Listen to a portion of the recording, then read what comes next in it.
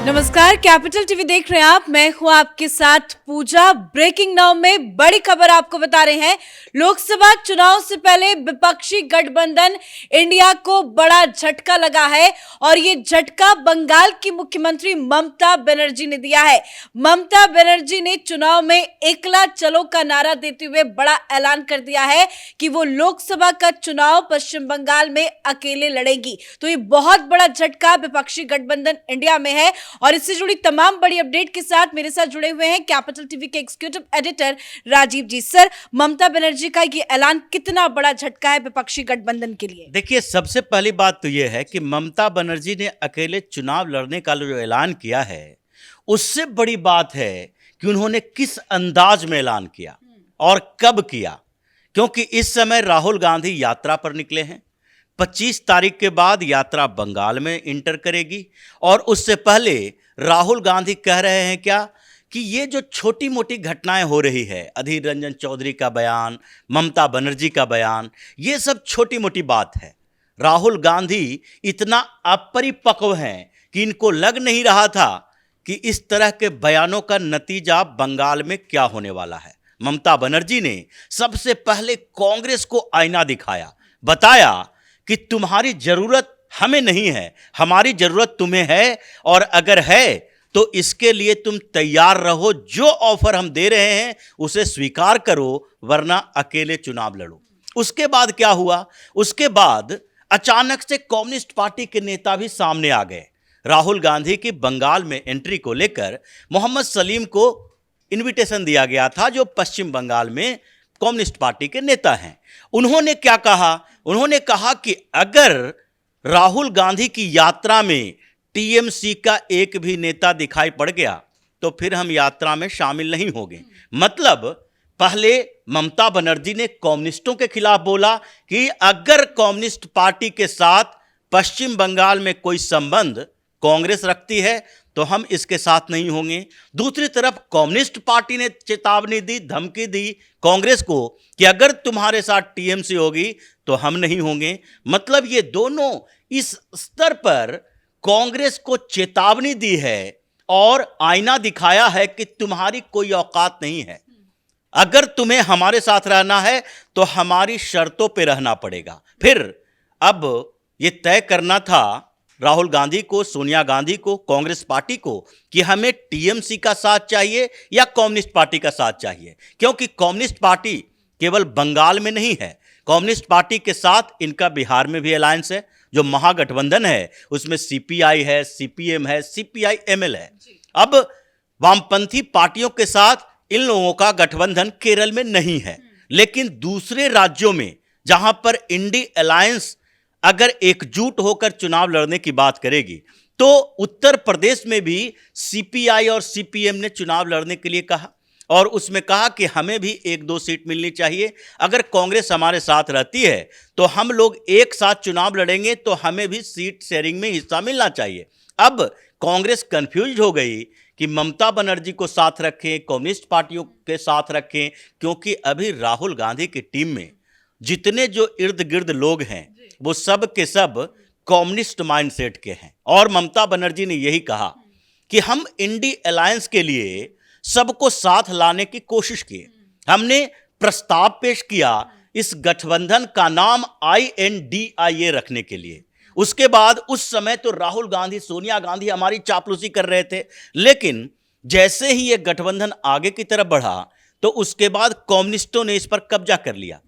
हम मीटिंग में जाते हैं और ह्यूमिलिएट होते हैं क्योंकि कम्युनिस्ट पार्टी के नेता इर्द गिर्द बैठे रहते हैं और वहीं पर ये चैलेंज करने लगते हैं कि पश्चिम बंगाल में टीएमसी के साथ नहीं। तो एक दूसरे के साथ जिस तरीके से इन लोगों का रवैया रहा वो बताते हुए ममता बनर्जी ने कहा हम अकेले चुनाव लड़ेंगे। बड़ी बात, ममता बनर्जी ने यह भी कहा कि टीएमसी अकेले सक्षम है। क्या वो पहले ही डिसाइड कर चुकी थी कि अब इंडिया गठबंधन में साथ नहीं रहना? और ममता बनर्जी ने जो अकेले चुनाव लड़ने का ऐलान किया है, क्या अब मान लिया जाए ममता बनर्जी इस गठबंधन से पूरी तरह से अलग हो चुकी है? बिल्कुल। और ममता बनर्जी को तो इस गठबंधन से अलग होना ही था।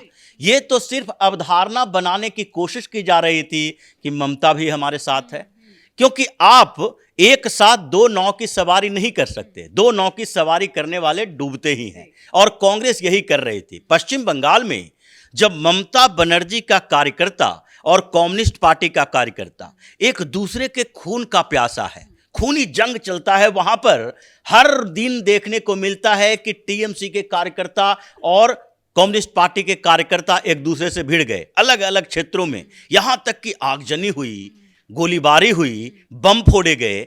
ऐसे में ममता बनर्जी अगर किसी तरीके से कांग्रेस और कम्युनिस्ट पार्टी के साथ आ भी जाती तो यह भारतीय जनता पार्टी के लिए बहुत अच्छा अवसर होता, क्योंकि टीएमसी में वो लोग गए हैं जो कम्युनिस्ट पार्टी से नाराज थे, और कम्युनिस्ट पार्टी से नाराज मतलब केवल कांग्रेस के लोग नहीं थे, बल्कि वो लोग भी थे जो ये देख रहे थे कि भारतीय जनता पार्टी यहां बहुत मजबूत स्थिति में नहीं है। उसी तरीके से जैसे उत्तर प्रदेश की राजनीति में हुई। उत्तर प्रदेश की राजनीति में क्या हुआ, कल्याण सिंह के बाद उत्तर प्रदेश में जो लोग मुलायम सिंह यादव के कार्यकाल में, उसके बाद अखिलेश यादव के कार्यकाल में, ये सब में डिफरेंसेस इसलिए हुआ कि उस समय वहां के लोगों को लग रहा था कि मुलायम सिंह यादव से त्रस्त हैं, तो भारतीय जनता पार्टी अभी उतनी मजबूत नहीं है, कांग्रेस का अस्तित्व नहीं है, तो मायावती का साथ चाहिए। और इसलिए मायावती को एक बार जिताया था, लोगों ने समर्थन दिया था। उसमें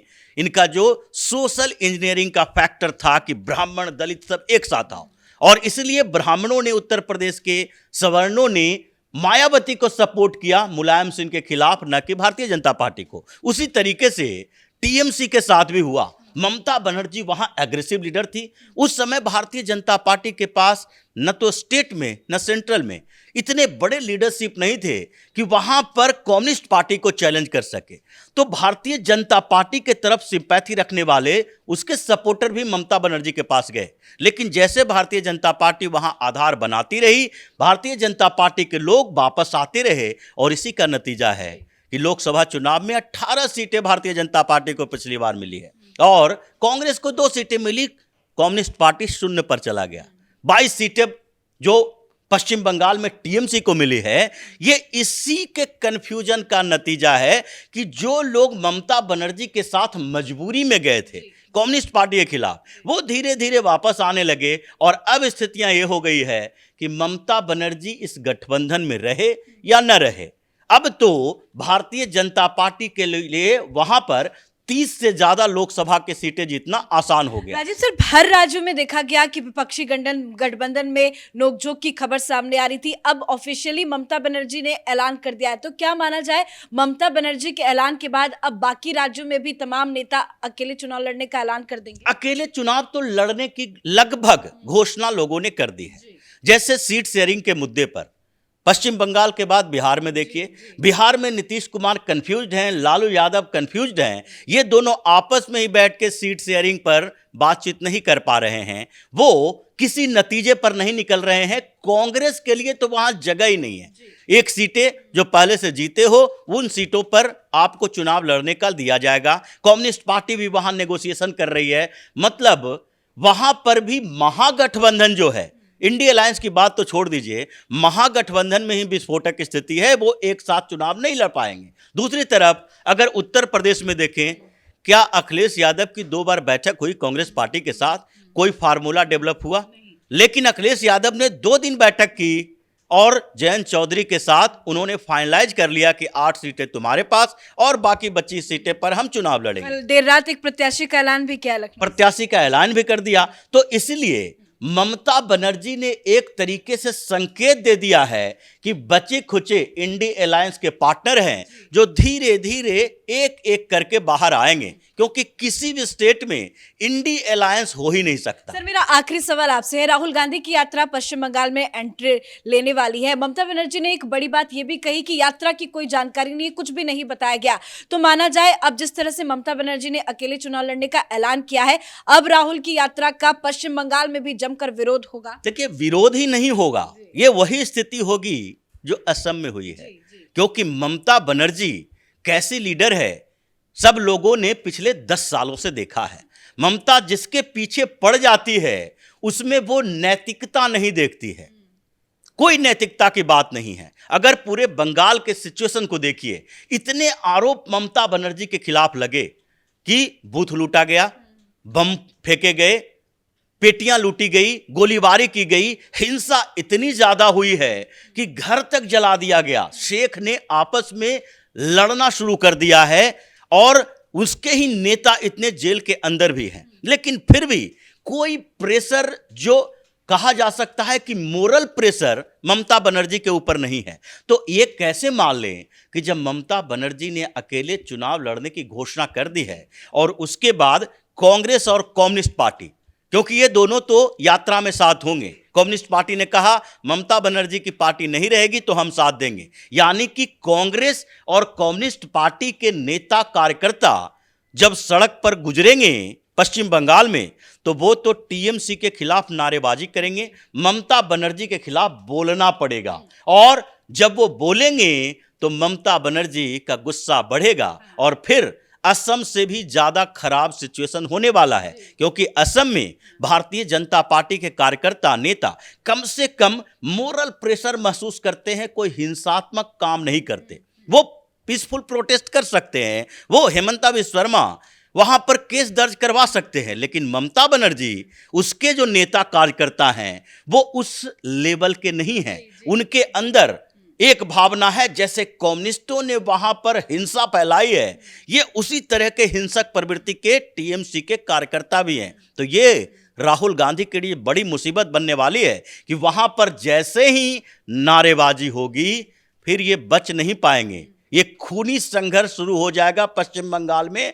जल्द से जल्द उनको रूट चेंज करना पड़ेगा और नहीं तो ममता बनर्जी भी उसी तरीके से केस दर्ज करेगी राहुल गांधी, केसी वेणुगोपाल के ऊपर, जैसे हेमंता बिस्वा शर्मा ने किया है। धन्यवाद सर जानकारी के लिए। तो कल तक राहुल गांधी कह रहे थे कि ये सब बहुत छोटी मोटी बात है, ये सब होती रहती है, पर आज ये बात बहुत बड़ी हो गई है क्योंकि ममता बनर्जी ने राहुल गांधी को आईना दिखा दिया है। बहुत बड़ा झटका विपक्षी गठबंधन को दे दिया है, विपक्षी गठबंधन में फूट पड़ चुकी है और ममता बनर्जी ने बड़ा ऐलान करते हुए लोकसभा चुनाव अकेले लड़ने की जानकारी दे दी है। इस बड़ी खबर में मेरे साथ फिलहाल इतना ही। कैमरा पर्सन रवि के साथ मैं पूजा, कैपिटल टीवी।